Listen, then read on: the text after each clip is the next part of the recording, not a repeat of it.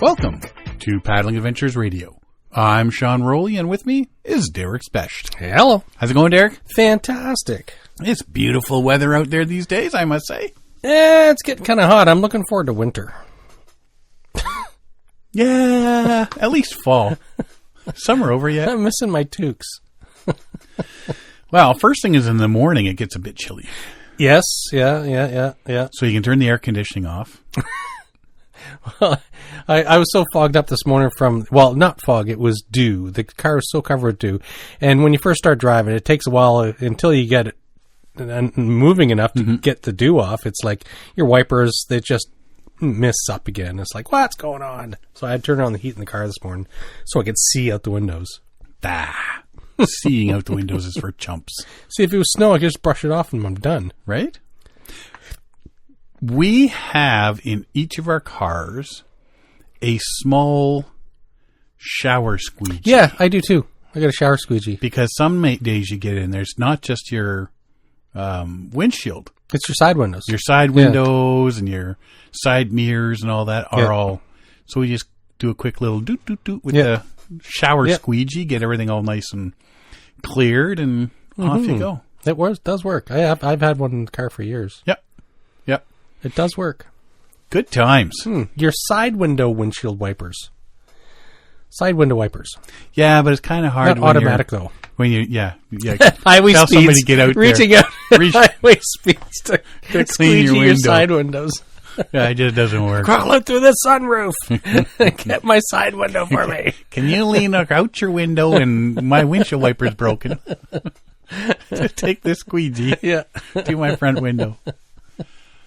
But no, it's nice to nice and relaxing in the mornings and the evenings. It's just that nice, perfect, relaxing temperature. Exactly. Yeah, where you can sit and read or work on the computer out on your porch, watch all the birds and squirrels and people passing by.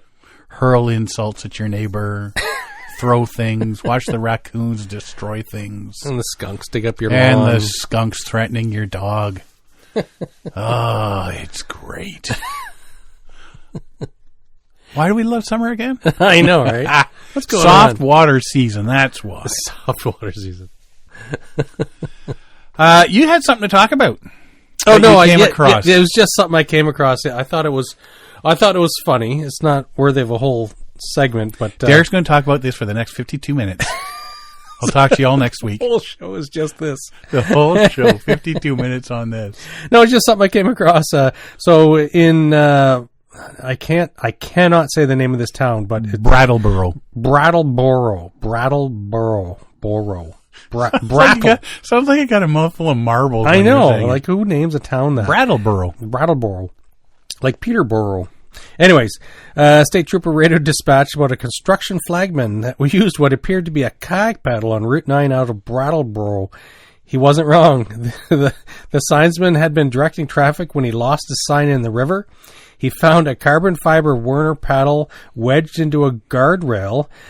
So he lost his sign. He's like, oh, this'll do. So he found it's a Werner carbon fiber shaft orange paddle on the paddle, and so he used the orange paddle as a sign to slow and stop traffic because it was one lane across the bridge. And so the paddle, bright orange blade, it worked better. Drivers actually slowed down. The paddle serial number matched the theft report filed by a woman named Keene, so apparently water stole her paddle, not Anyways, so 40 miles upstream, so they got the paddle back to her. She drove down to collect it, and he said Dennis Farrow, 63, the guy who was directing traffic, he bought 3 more paddles so he could direct traffic. I don't know if he's buying it for directing traffic, but he bought more paddles because it works better and it doesn't get him run over. Exactly. I don't know what kind of flags he was using, but if the paddle's better, hey, if it works. I just thought that was so funny. The big word stop on the orange sign doesn't work as well as a... Exactly. You know why they're stopping? Because they're looking at this kook in the middle of the road, waving a paddle. Does he need help? Let's just stop and find out. And he's standing there with this paddle. You shall not pass. That's awesome. It worked. Yeah, things like that. I thought that was so hilarious. So did she just lose, it doesn't say, does it? Did she just lose the paddle, or was there a kayak involved in the theft as well? Well, I don't know. All it says is they traced it back to a woman who reported the theft of her paddle, but if it was lost in the river and it was wedged in a bridge 40 miles away, I assume maybe floodwaters took it away. It wasn't a theft. It was and Poseidon. Exactly. Those thieving gods. Exactly. When we did the East River part of the Venus Link, we're paddling up the East River, and we found a stand-up paddleboard paddle, which was, I had to climb out an embankment and up a tree to get the paddle. It was in a tree above the river. Somebody was using it wrong. It's very wrong. But we found a lot of broken up canoes and kayaks and stuff like that along the route. So there was a big spring thaw that year, was 2019. And so we found a lot of debris in the river, stuff that was just, we found inflatable ducks and whatever. It was like a lot of stuff went into the river and got washed down. Anyways, I have a nice, it's got a clasp and you can extend the stand-up paddleboard paddle. You can go from like whatever to whatever, like you can, full length is like 6+ feet long for a very tall person, adjustable. But it's really nice paddle. I'm really happy I found it. Funny you should mention stand-up paddleboarding. Oh, really?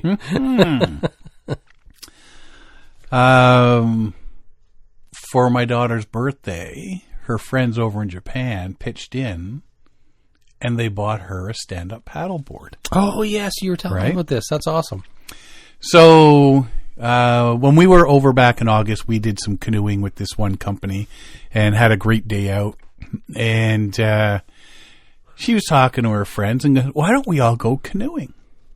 So she booked for 6 of them, plus the guide, to go out canoeing for the day.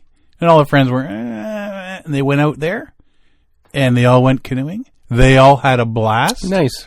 They had a stand-up paddleboard, so a couple of them tried it. At least one of them went into the drink. Yes.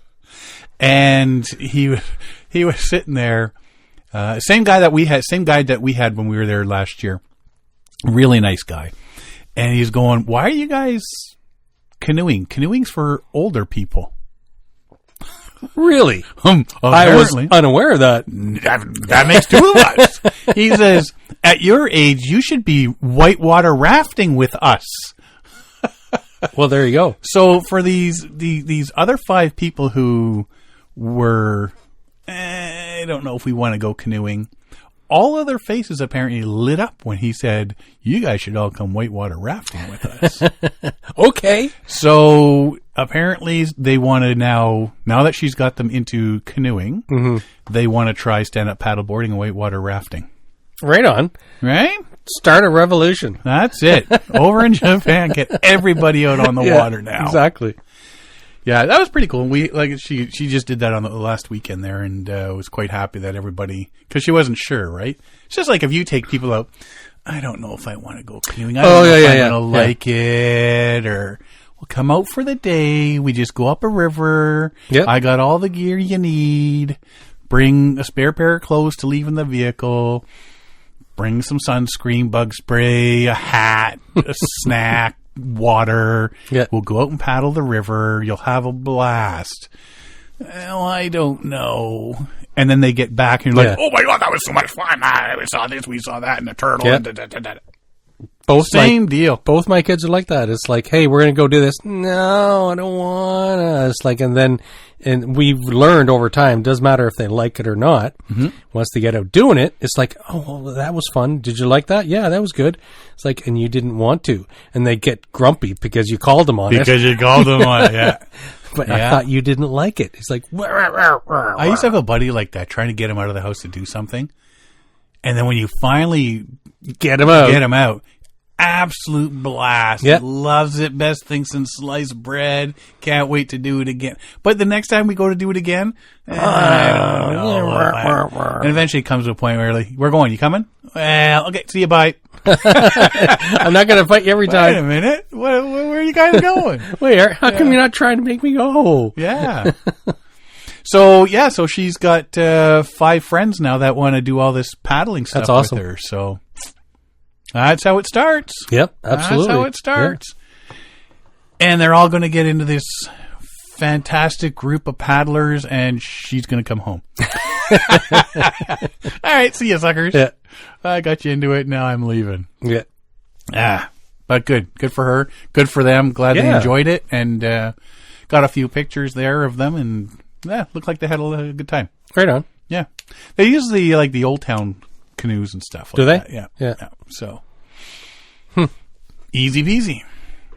That's kind of wild. It's you know that all this stuff goes on all over the world, but then when you hear about people in other countries trying something for the first time, it's like, well, this is interesting. This is, like for us, it's, well, I don't know about the younger generation, but when I was growing up, it was like every school that I've been in had some sort of canoe or kayak thing going on, right? Yeah, see, we did. Well, I grew up in military schools too. Yes, so yeah. We didn't really have. We were just outside all the time. Yeah. But mind you, having said that, though, when I was in North Bay, they had like the outdoor clubs and stuff like that. Mm-hmm. But it was more like hiking and camping and not really paddling. They sort of kept us off the water. I don't know why. I can't remember what. I can't remember what grade it was, but it would have been junior high, maybe. But we did a couple trips. We would go, up to and do the Kennebecasis River. A multi-day trip. It was had chaperones and stuff like that. And I can still remember it as like the first night. One of the kids had steaks with him, and he barely slapped it into the frying pan over the fire, and it was the best steak I've ever had. I still remember that steak. And I also remember a giant duffel bag with a 2-4 in it, rolling along the bottom of the river as we're paddling above it, saying, "Can you grab it? Can you grab it? Can you grab it?" We never got. It was a duffel bag full of beer. Rolling along the bottom of the river. It's like Whiskey Rapids in Algonquin. Apparently a bunch of whiskey barrels went over. Oh, is that why it's called that? Yeah. Yeah. Makes you wonder to this day if there's anything still down there. Could be. No. Wouldn't be. I did. Me and a bunch of guys from work, we did the Petawawa River. This was probably about 5 years ago. And so it's a mix of a lot of whitewater, but flat water too. And it was below a section of whitewater. We eddied out, and it's like, hey, what's that floating? Hey, is that a can of beer? Look, there's another one. So we found 3 cans of beer. It's like, huh. Yeah, they're cold river beers. So we paddled for a while, and it was the proper thing to do. Had to get it out of the river, but we did drink them, right? And so we did look. You bottom with the cupped bottom of a beer can. If it went through winter, it's going to be expanded. Yeah, it wasn't expanded, so it was a fresh that year beer. So it's like, hey, this is awesome. And nature shall provide. We were like 4 days into the trip. We were like ready for a nice cold beer. Well, we did Woodland Caribou, and we were at least a week and a half in, maybe more. Yeah. And we went on one lake. There was a lodge, and we were sitting there looking for, and it was hot, so hot that day. We were looking for one of the portages. Now, the portages there aren't. There's like, you look for a blaze, or you look for a little pile of stones on the shore. Indicate, there's no sign saying, hey, portage over here, everybody. On the map, it's supposed to be here. Yeah, so we know it's supposed to be over here somewhere. Bushwhacking. And there was a couple guys that come up, motorboat. Yeah. And they were at the lodge, and then we told them what they were doing. They thought that was the most awesome thing in the world. 3 weeks. Canoeing, portaging through Woodland Caribou, to get to this one lake to meet up with a bush plane to take us out. Yeah. And we're going to be here for a little bit, stop and have a snack, and then do the crossing. And they came back with beers. Ice cold beer. And it's like, so good. And it's so different, so wild to suddenly it's like, what? Right? We did this when we did the Wabakimi. When we did Wabakimi with Burt Reynolds' Memorial River Run, we got into Whitewater Lake, and we were a couple days into the trip. It was hot. The place where we wanted to stay, there had been a couple years of low water, and then when you get a high water, which we experienced, it was high water, all of those mosquito eggs suddenly are submerged, and so they all hatched, and it was a wicked, oh my goodness, like you couldn't run into the bush to go to the bathroom because there's so many mosquitoes. So we all ran back out into the lake, stood in the lake up to our chest to get away from the mosquitoes, and it's like, okay, Derek, you can email people, right, and text people. I said yes. There's that Thunderhook or whatever lodge across the way. So I messaged the head office, and it says, hey, you gotta, what do you got? And they said, well, go over and talk to them. So we went over, talked to the young guy. He got on a sat phone, and right there on the beach, we booked a cabin in the middle of this whitewater trip that we were doing.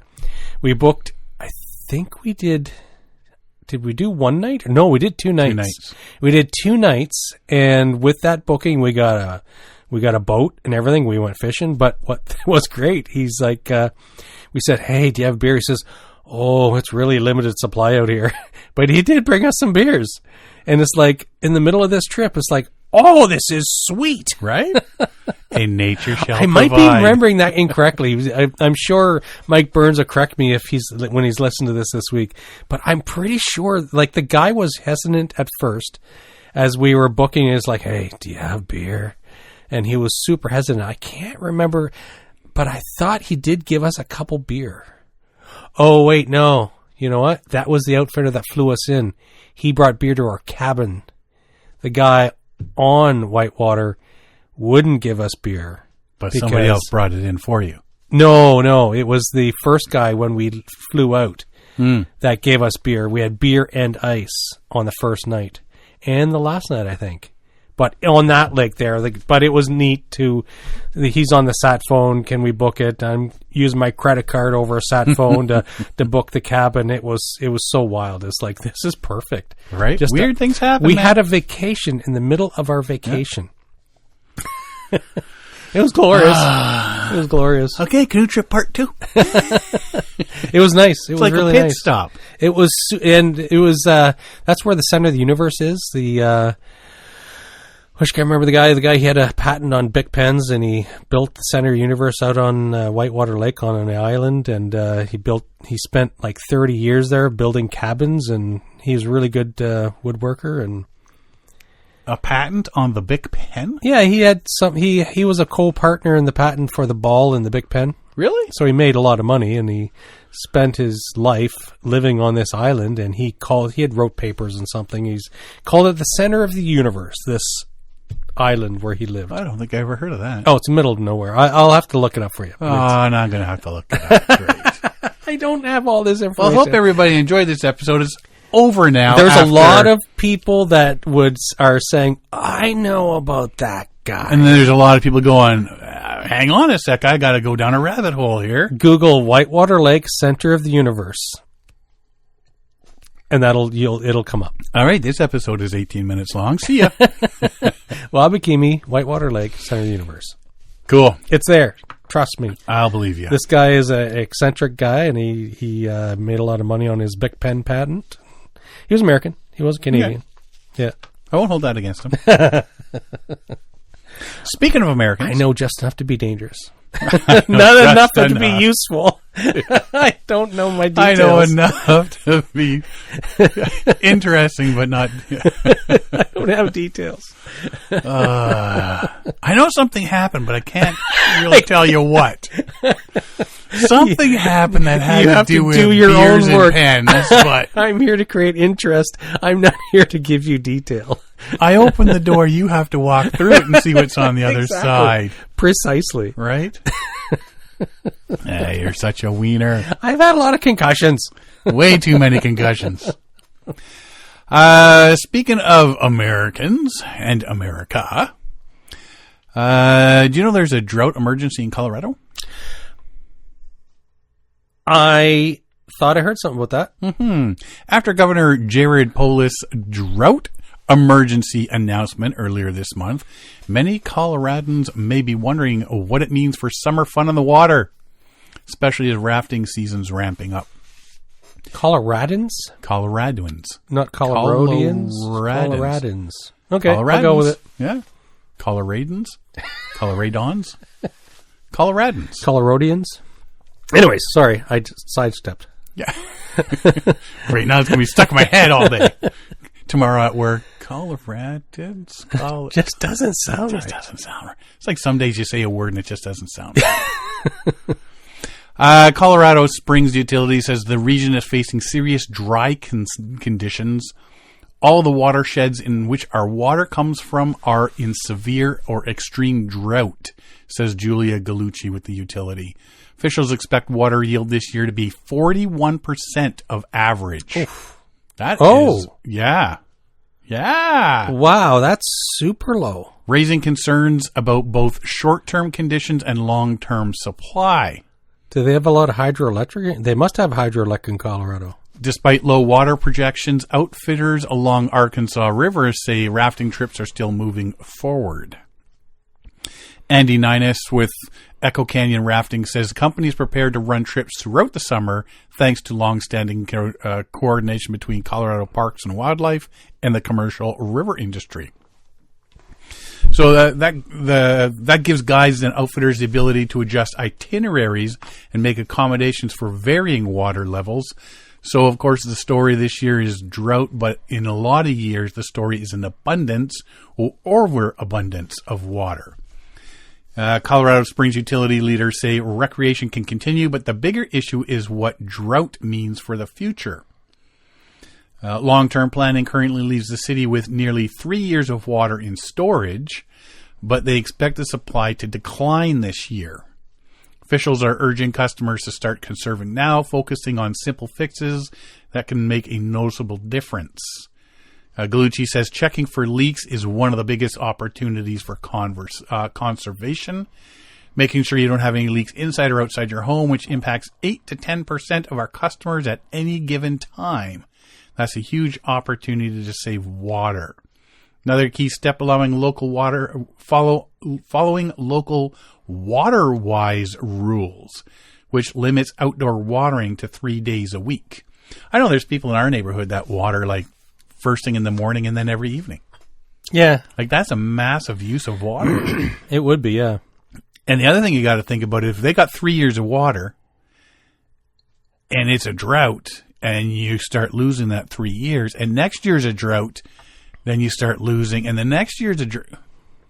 Exactly. So, right? and this is one of the things where people don't really, let's say politicians or whatever, don't really appreciate the fact that there needs to be rules on protecting waterways because right now it seems like we got a lot of water, but that could change overnight, right? That could change from year to year. And so if you're counting on a certain watershed for fresh water and permafrost starts melting and you get high metals and bacteria in your water like they do up north or here in Colorado, low water levels where it's like, hey, we don't want you guys to even water your lawns. It's like, well, maybe we should be protecting our waterways a little bit more instead of randomly saying, no, we can dump whatever you want. Just dump it in the river. It'll go away. We have called our stage this year water shortage preparation. So it means we are not looking at just this year, Gallucci says. We know our storage has to recover in the following years. So yeah, you picture all the whitewater rafting and all that sort of stuff in Colorado, but there's a drought emergency. 41% of normal. But there's a few states that are experiencing this. Like we all know about Nevada and all the West Coast. Yeah.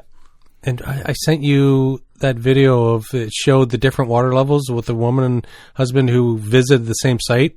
Showed her at one point touching a rock. It kept showing the same rock over years. Was that Meade or Powell? That was Powell. Powell. And it's like, that's incredibly low. Yeah. Yeah. Incredibly low.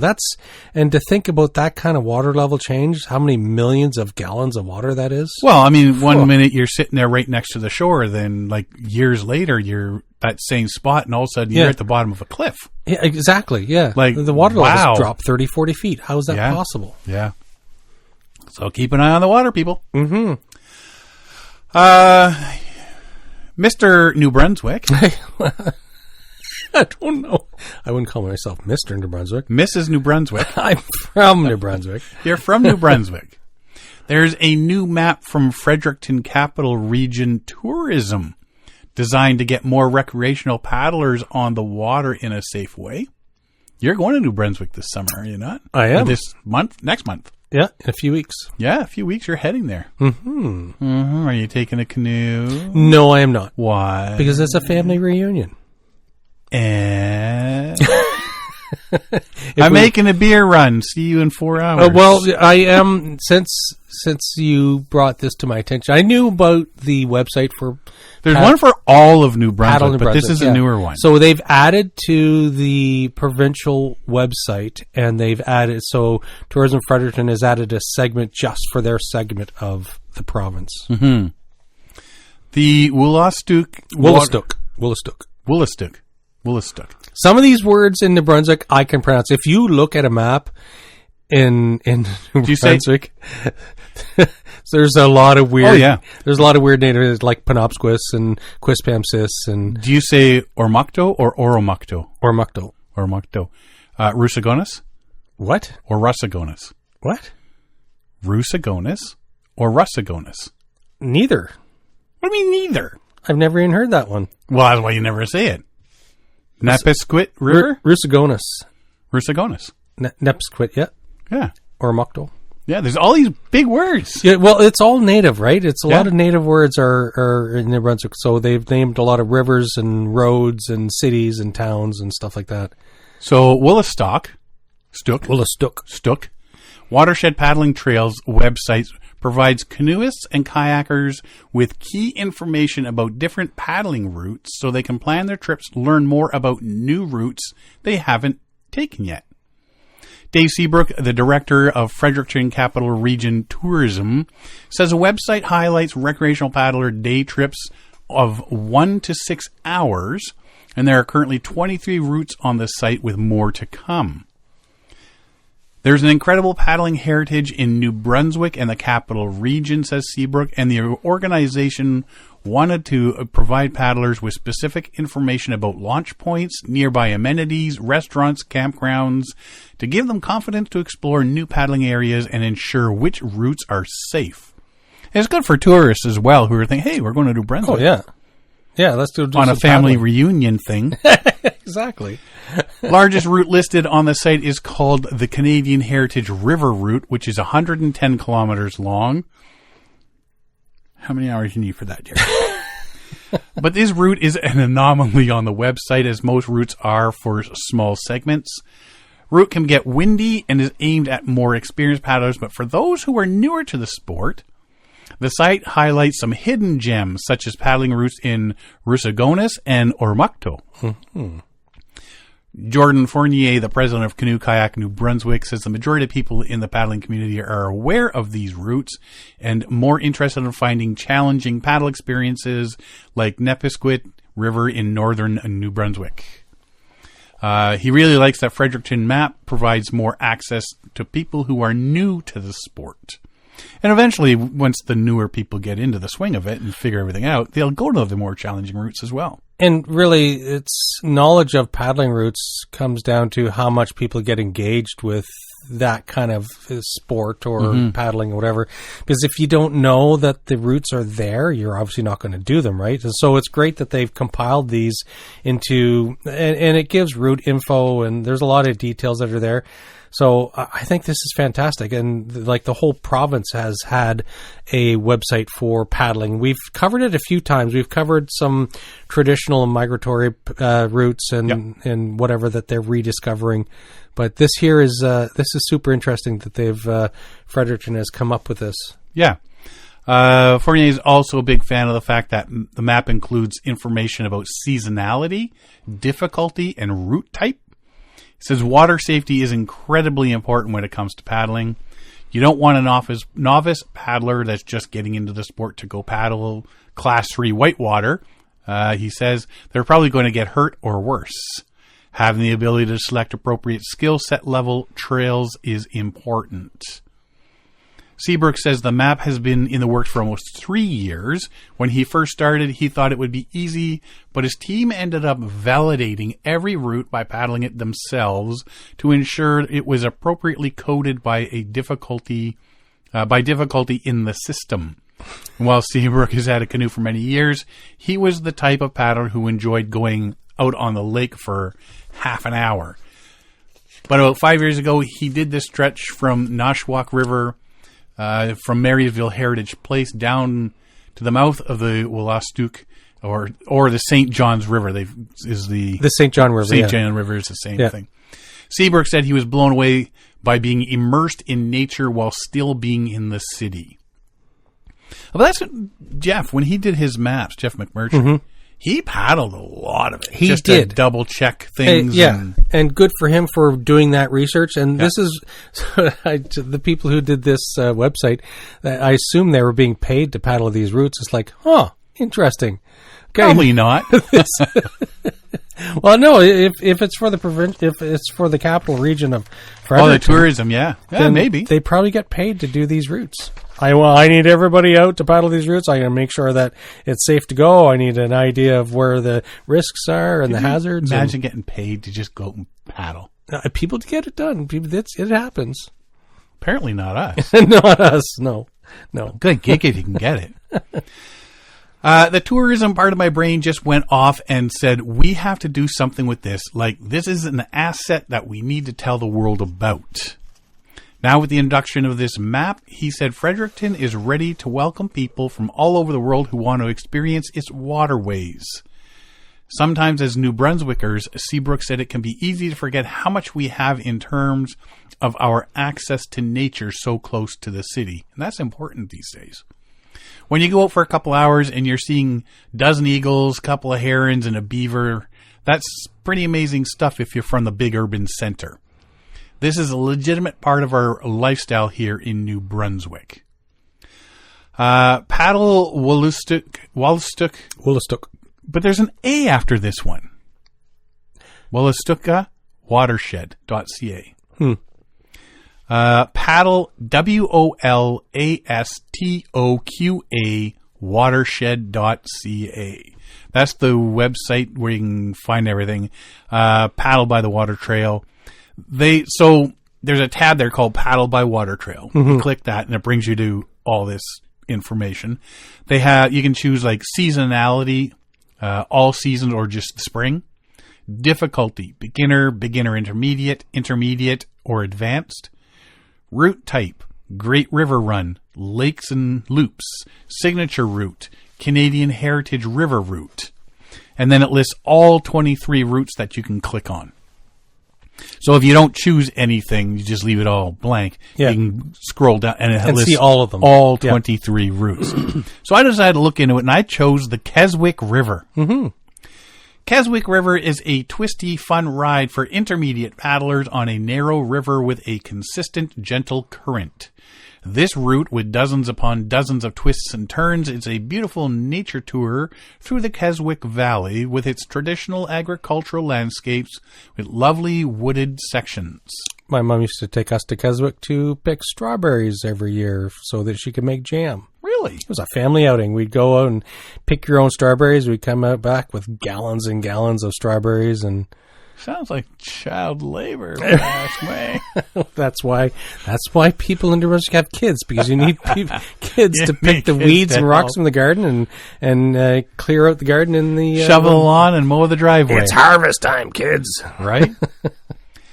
Many sandy beaches along the way make for great picnic stops and are home ground for sandpipers. The route is frequented by many eagles and herons. River is good fun for most paddlers. For most. Does it say? Use the word most? Yeah. The river is good fun for most paddlers, but the sandy banks mean there can be a lot of tree fall. Paddlers should be able to exercise directional control around these sweepers. Complete 25-kilometer route running from Upper Stone Ridge Road Bridge to the Route 105 bridge on the lower river of the Central York Municipal Launch. Is a full-day paddle and can take 8 to 10 hours. It is tackled in sections by most. And then below that, key highlights. Community, Central York. Route type, signature route. Number of segments, 4. Difficulty level, intermediate. Total distance, 25 kilometers. Seasonal information, all season, spring until late fall. They give a lot of details, and it helps it break down for, especially if you're new to the sport, if you're new to paddling, kayaking, canoeing, whatever. And if you're wondering, hey, well, I need an idea of what I'm getting into here. Like a lot of more and more experienced people will still look at these details and say, what am I getting into here? Right. So it's good for these details. The Keswick River can be run throughout most of the paddling season, but it can get too shallow late in the summer and in periods of drought. It's best in spring through midsummer or after some rain. In mid to late summer, it can get shallow in places that may require walking a few sections. Lowest section of the river connecting the Wolastoq from Route 105 bridge is accessible all season long. Then it breaks down the route into 5 different parts, so you can then go in to click on each of these parts and see what's in them. Each part has launch description, segment description, difficulty, distance, gems along the way. Yes. So things you want to see along the way. Covered bridges, maybe. Mm-hmm. You would think. But hold on to that hope, glimmer of hope. So the first section of the Keswick River is the one I chose. Upper Stone Ridge Road to Route 104. Launch's description. Central York Municipality has established a launch at Upper Stone Ridge Bridge. The launch is on the north side of the river, just over the bridge, with parking on the right side of the road. Short carry of a few meters brings you to the water's edge. Segment description. This upper stretch sets the tone for the rest of the river. Narrow, meandering, sometimes at a good current. It's full of natural wild beauty. Expect tall grasses and forested areas. This is the most wooded section of the river and good eagle spotting. Overhanging branches give it a majestic feel, but due to sandy banks there is an occasional tree fall and sweepers. Difficulty. Intermediate due to tree fall, sometimes speedy current and many twists and turns, no rapids or waterfalls. Distance, 4.5 kilometers. Rather short. This section is just 4 points. So the whole thing is 25, but this one section is 4.5 kilometers. So at least if you're doing it in sections, then you know, okay, well, I can get out and do 4.5 kilometers today. Yep. And then next weekend I'll do the next whatever section, right? Gems along the way. Nearby amenities include gas and the Pizza Shack. I was expecting more. That makes 2 of us. I was going through them. Most of the gems tend to be food related. Like, there's a bakery, there's a cookie shop, there's a gas station convenience store to get snacks and water. There's an old man that sits on his lawn and yells at you. Hey, get the hell off my lawn! Yeah.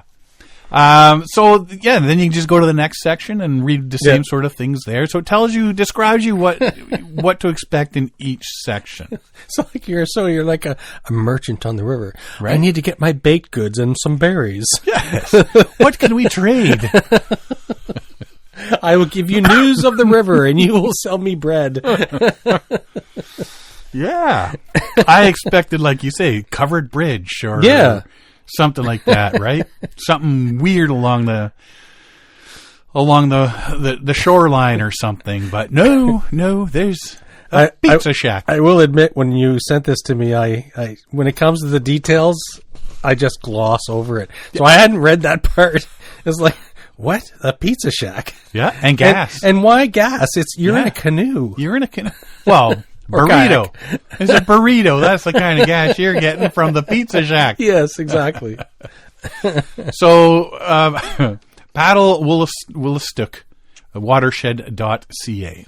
give that one a check out, especially if you're heading to New Brunswick. Yeah, if you're going to be in the Maritimes, and if you go to, I can't remember what was the website I sent you? It's basically paddlenewbrunswick.com or something like that, .ca. And so it breaks New Brunswick down into like, I think 10 or 11 different segments, whether it's northern, southern, east, west, whatever. It's all the different sections. And so you click on the website on the map on the segment that you're interested in, and it gives you a list of all the river segments that you can do and gives all the details. So it doesn't matter where you are in New Brunswick, you can find all of these river run details, and it goes from, like, if you want whitewater, or if you want loops and loop back and out, or if you want to do lake travel, river travel, lazy river.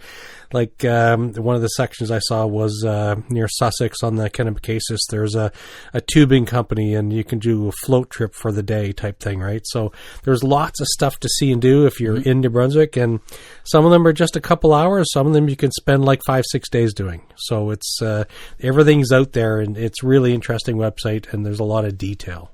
And there's some parts that you gotta pay attention to. Tides. Oh yes, absolutely. So if you're on the anywhere's on the St. John River, like Kennebecasis, St. John River, Wolastoq, it's depending how far up the river you are, you will be affected by the tidal changes, because from the Bay of Fundy comes through the reversing falls, and that small section where the river changes direction through the reversing falls, it affects most of the lower river system. So you invariably have a light saltwater, depending on how far down towards the reversing falls you are, you're going to have a little bit of salty water. So you're going to have different changes. Plus the fact that you're on a river, you have to be prepared for tidal changes, which is not what most people are prepared for on a river. Right. So it's pretty wild. Like growing up, we used to sail with family friends on sailboats, and so the water level, depending on the time of day, is like, the docks are floating higher today than normal. I'm on a river. What's going on? Well, it's New Brunswick. You're on the St. John River. It's near the Bay of Fundy. It's affected by the tides, some of the highest tides in the world. And so it becomes very interesting. It's one of the things that I took for granted growing up, and now that I've been in Ontario, it's like, it's kind of weird. You don't think about that anymore, and then be reminded until you get out there. It's like, oh yeah, tides. Oh, right. Yeah, something you have to take into consideration on the lower sections. Yeah, but if you're in New Brunswick, I'm telling you, dude, you got to take your canoe with you. Oh, yeah. Your kids will love it. Well, no, I'm not going to drive all the way across Ontario, Quebec, and New Brunswick with a canoe on my roof. I'll rent one down there. Have to rent two. Take your whole family out. 18-footer, 2 kids in the middle. Perfect. Yeah. Yeah. Go enjoy. I expect pictures. It could be interesting because we are looking for something extra to do, because we don't want to just hang out with family. And I just gave you something to do. I know. See? I expect pictures. I might do the Keswick from section. The pizza shack. From the pizza shack. Hey, I found the pizza shack. I found the pizza shack, man. Speaking of traveling, the Great Pacific Migration. Ah, yes.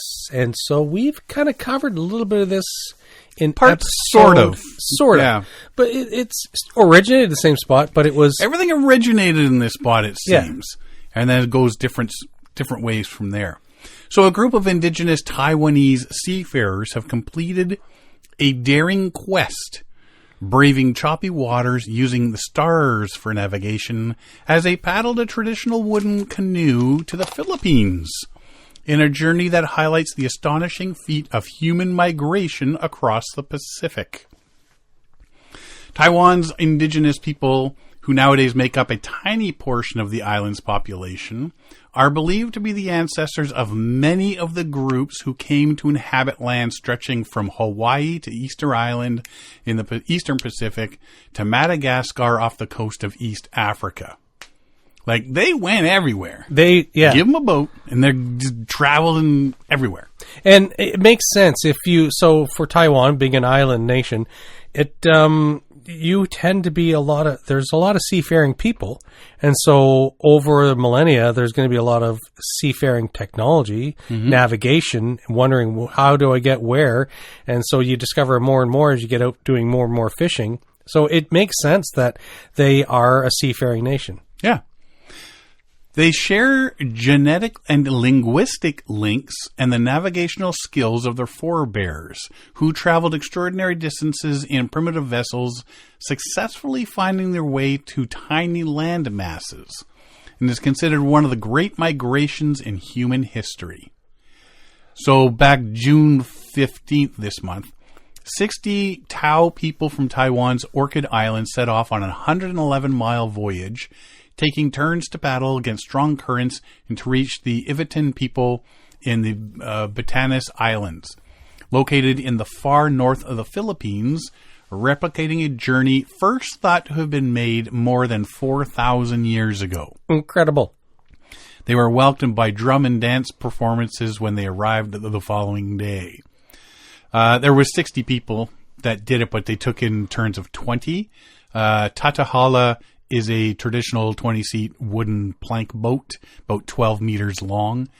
So they did it in shifts, sort of thing. This is not only a significant day for the Pacific Ocean, but also a day of commemoration for the Austronesian people. Maros, chairperson of the Taiwan's Indigenous Peoples Cultural Foundation, says, and like many Tao people, goes by a single name. The journey is meant to revive a sea route not used for 300 years, and one that in the past could have been considered nearly impossible. Given the lack of maps and the crude vessels early navigators of the Bashi Channel once used. But that's like the Vikings as well. They didn't have maps to cross the vast oceans to get to England. All that's in the Newfoundland and stuff like that. Yeah. So Greenland, Iceland, Newfoundland, Labrador. They had to figure it out themselves, right? And it's easy enough to I say easy enough, but they were navigating by sun and stars, so they knew, okay, we're going this direction, and so they knew a directionality, but they didn't know what they're going to come across, right? And maybe later in the later centuries, they had information because people would return with information. This is what we found, and so it's interesting that like here on this trip, that they were able to travel that distance this is open ocean in canoes. This is not an easy trip. Well, even this one that they just did, there was parts where like they were pumping water out, like big time. But also the fact that without modern technology, you can have reverse osmosis, you can have a hand pump to make fresh water, but back in the day, between 300 years ago and 4,000 years ago, and when they're doing this journey, like it's all by hand. It's all by hand. Yeah. So you're paddling by hand, but also you're hoping for rain so you can collect rainwater, right? And because you can't drink the ocean, you can't do that; it'll kill you. And so they're fishermen, right? They're seafarers, so they're going to be catching fish. They have some to eat, but they'll have some provisions with them as well. So. Water is the serious problem. Yeah. And plus, you have to hang your butt over the edge to go poop every day. Yeah. More than 200 people from 6 tribal communities took part in making the canoe, named Ovayan, or Golden Friendship, using traditional methods to bind specially cut wood without the need of nails. The Tao people are one of Taiwan's similar indigenous groups with a population of just 5,120, according to government tallies, so it's dwindled. Indigenous people account for just 3% of modern Taiwan's 23 million people, but the role they played was crucial in the Great Pacific Migration story. It's absolutely certain the journey began in Taiwan maybe 5,000 years ago. Emeritus Professor of Archaeology Peter Bellwood from Australian National University says, then it spread into the Philippines and then onwards.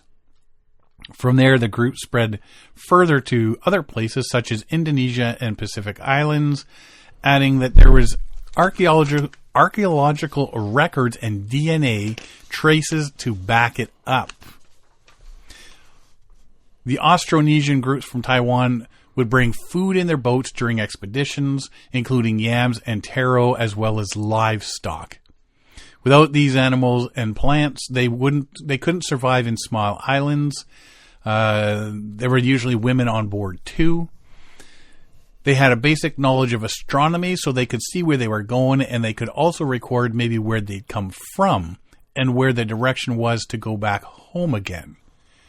Taiwan was also the first traceable point of the passing of many Austronesian languages. More variations of Austronesian languages have been identified in Taiwan, accompanied with more intricate grammatical structures and expansive vocabularies, which has provided insights for linguistics. High-level diversity suggests that Taiwan was the original dispersal of the family. So they go to all these other places, and they can trace some of the linguistic things back to these original Taiwan indigenous group. Exactly. And so we first covered this. We covered this migratory thing back in episode 398 when we talked about the seafarers from Taiwan going to Japan and Okinawa, and this is back in the Paleolithic era.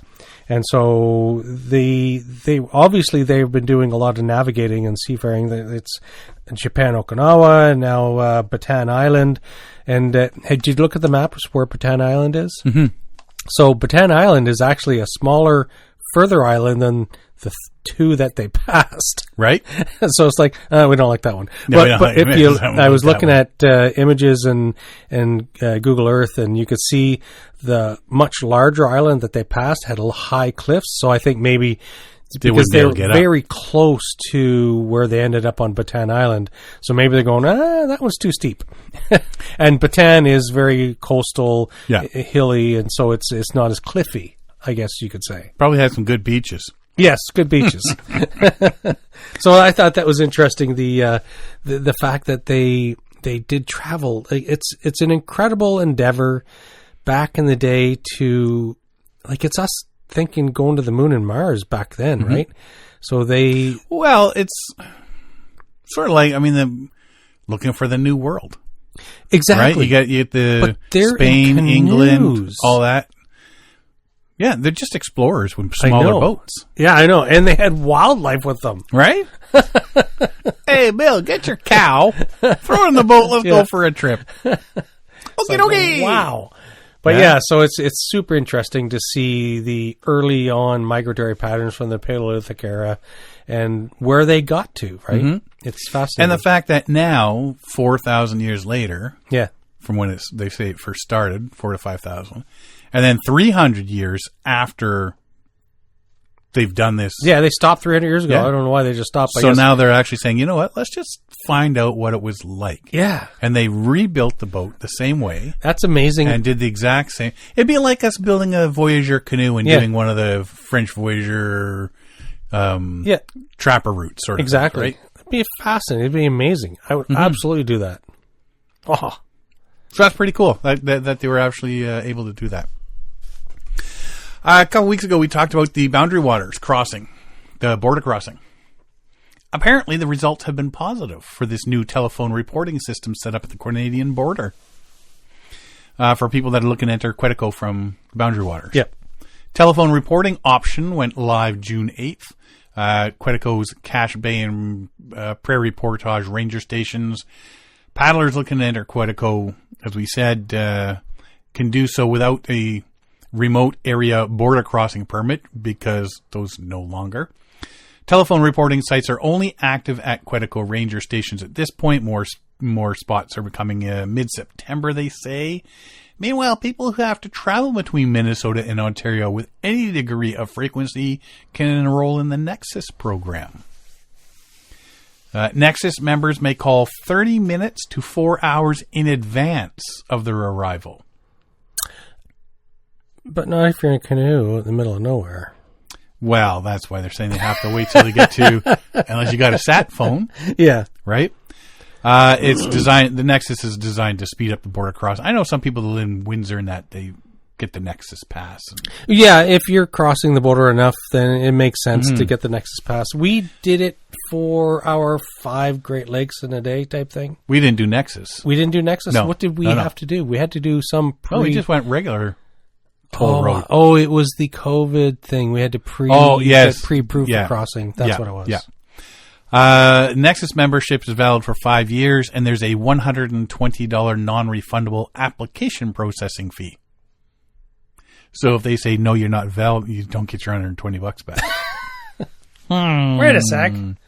For people who don't plan to cross the border lakes with any degree of frequency or only when they want to take a trip to Quetico Park via the park's southern entrances, the telephone reporting sites are efficient and extremely easy to use. Someone entering Cache Bay, for example, simply stops at the ranger station, uses a cell phone that is provided on site, checks in with Canadian Customs by providing their passport number, canoe registration number, and basic information about what they plan to do in Canada. So apparently so far people are happy with the results of it. Yes. It's working. So, and I remember in our discussions about it, there was a lot of concern about the cancellation of the seasonal pass thing for crossing. And so they seem to have come up with a happy solution with... so far, so good. Yeah. And as the season goes on and they expand and add more sites eventually, that sort of thing, that'll all be good. The Midwest. This is something that I've... How do I put this without sounding stupid? I'll leave that up to you.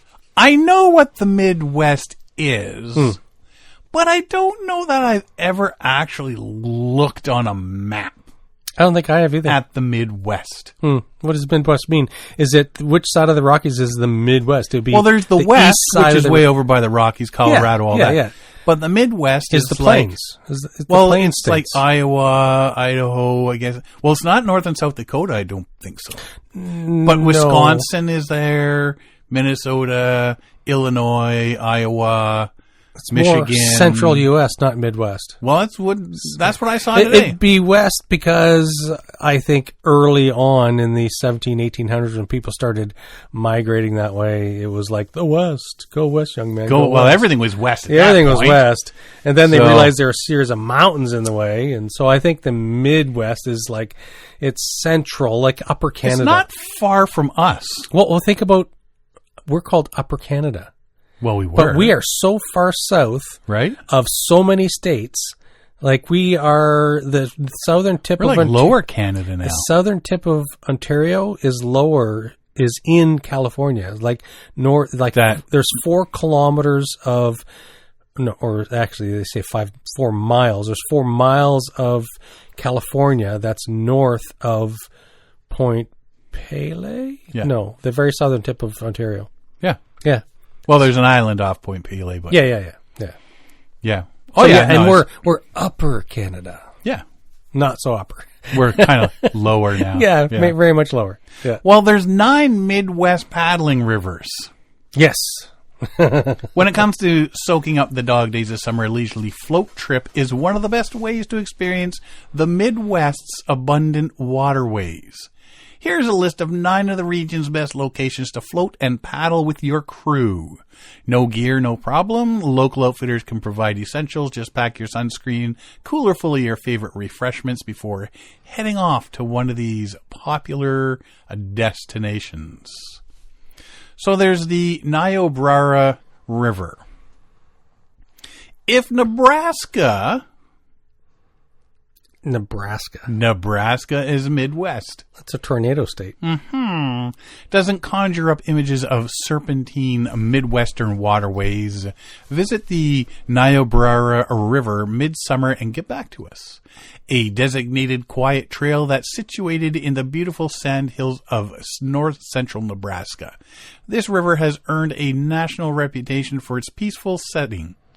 Its leisurely pace means you won't miss glimpsing 200-plus waterfalls along the way. Wow. Where's Gary? Gary, Indiana? No, Gary, our buddy who loves chasing waterfalls.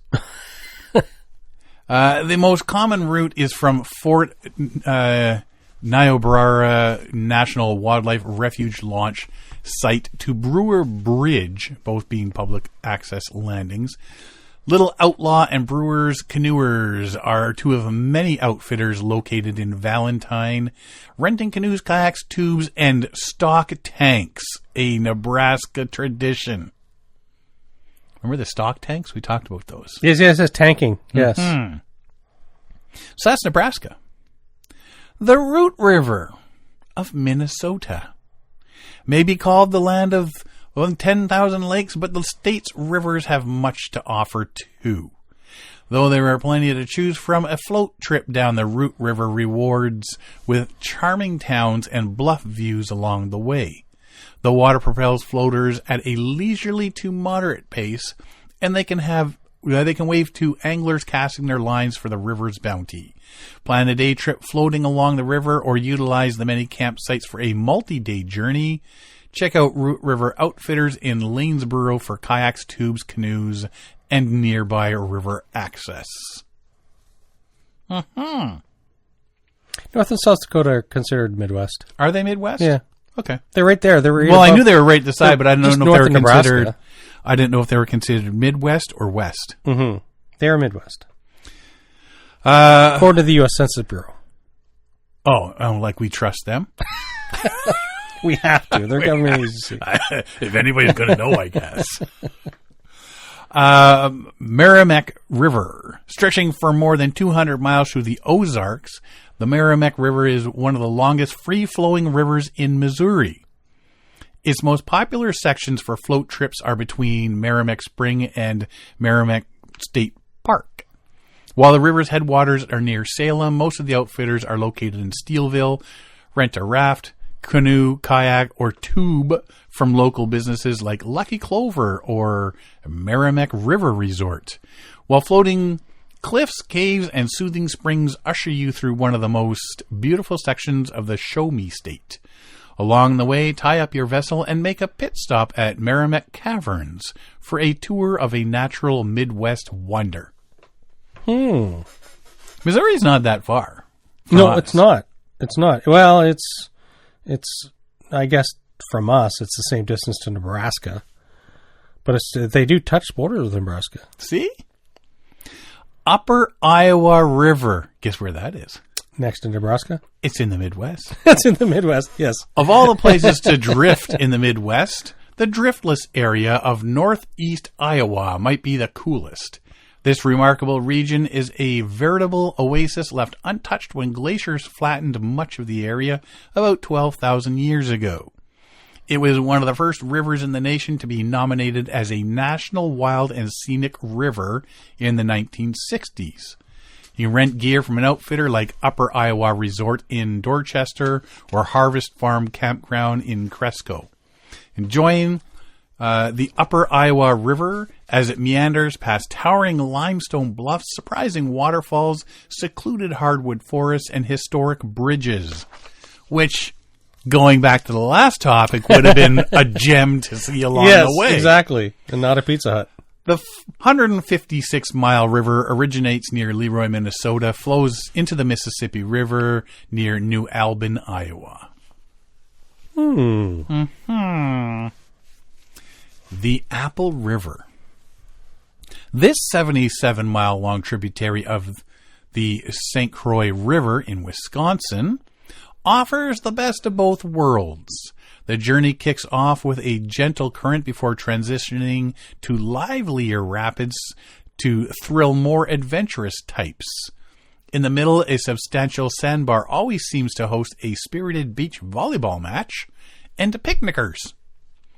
Check out outfitters in and around Somerset like River's Edge Apple River Tubing and Camping for Rentals. Looking for a more unique experience? Try tanking. The tubing alternative in which you float down a river in a 500-gallon stock tank. That's wild. That's in Wisconsin. How come John Van Berger never told us about tanking in Wisconsin? I wonder if he's ever done it. Disappointed. Affectionately called Tippy by locals, the Tippecanoe River in northern Indiana derives its name from a Miami Indian word for buffalo fish. Cruise its glassy waters and admire historic structures as well as an amazing spectrum of biodiversity, including bluebreast, gilt, and spotted and Tippecanoe darters, which are all fish. 182 miles river flows from Crooked Lake and joins the Wabash River near Lafayette. Many of the river's outfitters, like Riverside Rentals, are located less than 5 miles south of Tippecanoe River State Park in Winnemac. A lot of names of places is hard to pronounce, unless you're from there. Exactly. Chippewa River. These are getting closer and closer and closer. I know, we're getting into Michigan now. Gentle currents and scenic views abide along the Chippewa River, easily accessible via the aptly named town of Mount Pleasant in central Michigan. The 4-mile-per-hour current is the perfect pace, and the cool, clear water provides a pleasant relief from Midwest heat. The river passes through the region's natural woodlands, but also through Mount Pleasant's residential neighborhoods and urban parks. So as you're floating along, people can throw stuff at you. Just outside of town, both Buckley's Mountainside Canoes and Chippewa River Outfitters rent gear for a fun day on the river. Getting close. The Fox River. For a Midwest waterway that flows right through many cities, try the Fox River in Illinois. This 200-mile-plus stream starts in southwestern Wisconsin, runs through Illinois communities like Elgin, St. Charles, Aurora, Oswego, and Yorkville. For a paddle sport adventure beginning in North Aurora, try Howling Wolf Canoe and Kayak. And then, number 9, Cuyahoga River. Oh, I heard about that one. There's a Cuyahoga Raceway. Yeah, but the Cuyahoga River has caught on fire 13 times. Yes. The biggest one being back in 1969 is the one where they finally took notice that there might be an issue. We made a change. We We might need some rules. Yeah, the first 12 times didn't quite clue them in, but that 13th time. Yeah, there you go. Not many Midwest rivers run through 2 major cities and 25 miles of national park, but the Cuyahoga River has it all. 100-mile waterway starts near Hamden and runs south to Akron, and then back through Cleveland, feeding into Lake Erie. Along the way, travelers will pass the rolling hills, vast forests, lush farmland of Cuyahoga Valley National Park. Start your paddling journey at Cuyahoga Valley Adventures in Akron to explore the end of the river in Cleveland with Great Lakes water sports. So these are, like I say, I've never really actually till now opened up Google Maps and said, where's the Midwest? Yes. Boom, right there. It makes sense, of course. Yeah, it makes sense. Yeah, but it Midwest cuts out, so it's... I've been in the majority of the states of the Midwest, yes, too. Me too. And so the southern Midwest are Kansas, Missouri, Illinois, Indiana, Ohio. Northern ones are across the Canadian border, but it's North Dakota, Minnesota, Wisconsin, Michigan, Ohio, Indiana, Illinois, Iowa, Missouri, Kansas, Nebraska. So you got the North, South Dakota, you got the Dakotas, plus... I haven't been to Kansas. I've been through it, I think. Never stopped. I've heard them on the radio. I've seen it in the movies. Yeah, Kansas is the only one I've never been to. Mm-hmm. We went camping in North and South Dakota when we lived in Saskatchewan. We went across the border and went zipping down there. But, yeah. So some of these places aren't that far from us. No. They're not that long of a drive. Well, Canada borders the Midwest, a lot of the Midwest states, right?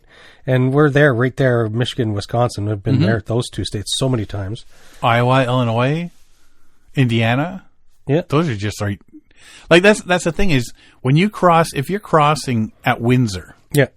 You're either going west towards, like, Wisconsin, Illinois, like Chicago, stuff like that, or Michigan. Yeah. But then if you instead just head south, you got like Ohio and all that sort of stuff down there. Yes. So none of this stuff is all that far away. It's all reachable like in a day or so. And it looks like there's like a lot of perfect places here for some of that lazy just great floating paddling stuff. I want to do tanking. I want to do tanking. Just we can each get our own tank. Didn't we? There was a tanking adventure on a river somewheres where you could bring your rifle and you could target practice as you floated down the river. Did I not see that? No, it was me saying you should do that. No. Oh, there you could. But yeah, I said it would be a new Olympic sport. There you go. Yeah. Just hanging rifles and all of a sudden, boom, up comes the target. Boom. That'd be awesome. Because I say what they do is they have the tanks with seats. Yes. And there's beer. So you can just float down the river drinking beer, sitting in your seat, shooting relaxing. Targets. I said, well, just throw some guns in there and some targets. And you got yourself something, a whole new recreation. What are we going to eat on this trip? Well, it's either going to be squirrels or whatever else we shoot. Fish or squirrels. Places like these ones we mentioned in the Midwest, those are great for people who want to try paddling for the first time or getting your kids involved, that sort of stuff. Because a lot of them, they do sound just like there's some nice, calm, floating, not, class 4 rapids. Yeah, it's family adventures and fun. Yeah. So 9 rivers in the Midwest. Very cool. Niobrara, Root, Merrimack, Upper Iowa, the Apple River, Tippecanoe River, Chippewa River, Fox River, and the all-fiery Cuyahoga River. Give them a whirl. Or go to New Brunswick, where it's all trees. Where it's all trees. Low population, lots of trees. Right? It's not as people-y there. No, not as people-y. That's all I got this week. It was a good episode. I had fun. Yeah, there's lots of talking about different rivers and lots of big words, places we don't know. Yeah. But no, it's nice. And this isn't the first time when you're talking about the new map thing, online map. There's a lot of places starting to do stuff like that, and all in efforts to get people out there. Yes, because everybody's got their phones, everybody's got their laptops, their computer, whatever. Hey, let's click this. Let's see what's all available.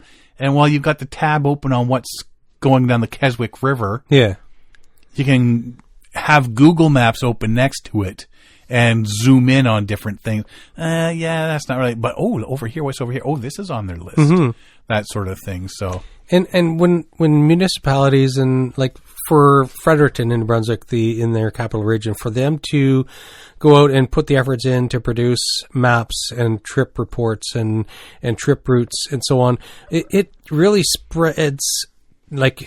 It's sort of like a tourist in your own town. Anybody who does these routes or does anything along the routes, you're spreading tourism dollars everywhere. And so that it lifts everything up in the area because you're going to be buying gas or food or snacks or renting canoes or kayaks or, so it makes sense that a government agency would encourage people to come out and enjoy what's there. And it's one of those, it does a secondary thing is that like the more people use it, the more people are aware of it, the more people are going to be interested in protecting it. Right. So if you ignore it, then again, it's like, until it starts catching on fire, then it's the first 12 times. So it's good that agencies and towns and cities are promoting these outdoor activities because we need more of it. We need more people to appreciate what we do. Do you want to get people outdoors and enjoy what's already there, or do you want to have to spend a couple $1 million building a new rec center? Yeah. Or a new pool. Let's do some laser time. Right? Yeah. Which would you rather? I'd rather be promoting something like natural resources. See some eagles and some beavers and that sort of thing. Great. Yeah. So as long as that happens. Mm-hmm. You got anything else? I do not. I'm trying to think. There's something else. I think it was just about Ariana and her friends paddling in Japan. Yeah. I just had that the bridge signman paddle guy. Yeah. Because when we research, there's so many things that I know, there's tiny little things that we come across. Well, I will say on the bright side, this week, while doing all the research, this is probably one of the lowest weeks of water disasters. Oh, yes. I did read a few. I think there was 2 people that one person drowned and another person got swept out somewhere. That was it. Usually there's like 10. Dozens, yeah. Right? It's so just to have a couple is like felt weird that I was missing something. Yeah. So we normally don't bring that stuff because we want to stay happy and good stories. But I guess it's a high point that there's fewer people that died in the last week. Yes. Huzzah! Alrighty. Well, if you want to find out more about us, you can find us on our website at paddlingadventuresradio.com. We're on Facebook, Instagram, and YouTube. And you can stream or download all our episodes on Apple Podcasts, Spotify, iHeartRadio, Player FM, Podbean, Amazon Music, and all your favorite podcast downloading sites. Or you can just go to the episode page at paddlingadventuresradio.com. You can stream or download all our episodes there. If you enjoy the podcast, please share it with your friends, family, and fellow paddlers. I want to thank everybody for listening this week. I'm Sean Rowley. And I'm Derek Specht. We'll see you next time.